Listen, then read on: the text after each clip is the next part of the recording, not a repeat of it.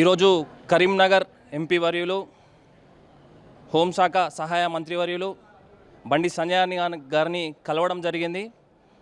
మరి మన యొక్క కరీంనగర్ పార్లమెంట్ నియోజకవర్గ ఓటర్ మహాశయులకు నా యొక్క ప్రగాఢ శుభాకాంక్షలు తెలియజేస్తున్నాను. ఎందుకంటే ఈరోజు మనకి 2 లక్షల పై చిలుకు మెజారిటీ మన ప్రజలు ఇవ్వడం అది ఒక మన యొక్క బీజేపీ పార్టీకి అది ఒక నూతన సంకల్పం. మరి ఈరోజు మన అన్న సెంట్రల్ క్యాబినెట్ సహాయ హోం మంత్రిగా అవ్వడానికి మన కరీంనగర్ పార్లమెంట్ సభ్యుల యొక్క ప్రతి ఒక్కరి వెనుక ఉన్న ఇది విజయం.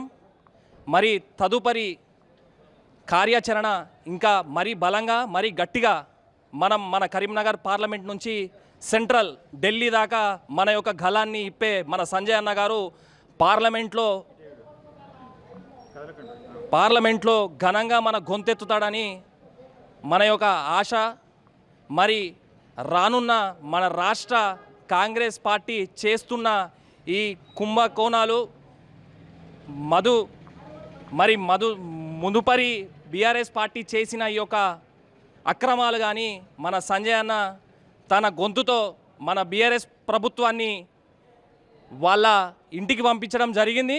మరి రేపు పొద్దున కాంగ్రెస్ పార్టీని రేవంత్ రెడ్డిని కూడా వాళ్ళ ఇళ్లకు పంపి మన యొక్క బీజేపీ ప్రభుత్వాన్ని 2029లో మన బీజేపీ ప్రభుత్వాన్ని మన యొక్క తెలంగాణ రాష్ట్రంలో మనం జెండా ఎగరేస్తామని చెప్పి ఖచ్చితంగా మన సంజయ్ అన్న అందులో ముందెత్తుతాడని చెప్పి గలమెత్తుతాడని చెప్పి మన భారతీయ జనతా ఒక పార్టీని గోల్కొండ కిలపైన చార్మినార్ కిలపైన గొంతెత్తుతాడని చెప్పి ఈ సందర్భంగా నేను మన యొక్క కరీంనగర్ పార్లమెంట్ నియోజక సభ్యులందరికీ తెలియజేస్తున్నాను. జై సంజయ్ అన్న, జై బీజేపీ, జై నరేంద్ర మోడీ.